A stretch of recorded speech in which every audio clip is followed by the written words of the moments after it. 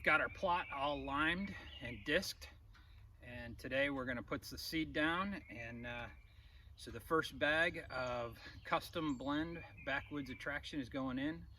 Ladino clover, arrow white clover, some chicory, some red clover, some crimson clover, and some forage wheat.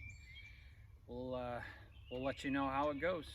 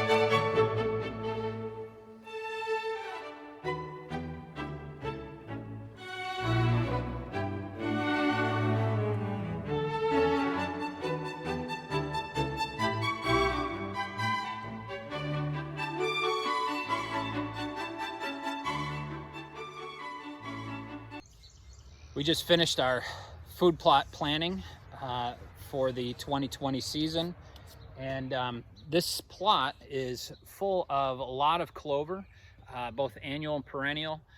The hope is that we won't have to plant again for another 3 years. We'll do no mowing on here at all. QDMA and Dr. Craig Harper have done some studies where they have mowed versus unmowed, and what they found was you can never replace the amount of tonnage in terms of food that you cut. And so we want to keep the tonnage out here. As the deer are nipping off those fresh ends of the leaves, those come back, and we're also using clovers that are less woody stemmed, and so even the stems are more palatable to the deer.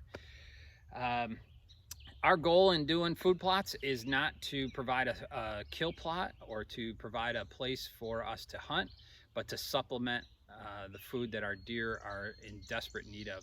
During the summer months, we have ag around us. We have a lot of corn fields all the way around us, and then they'll alternate and put in alfalfa in the next year.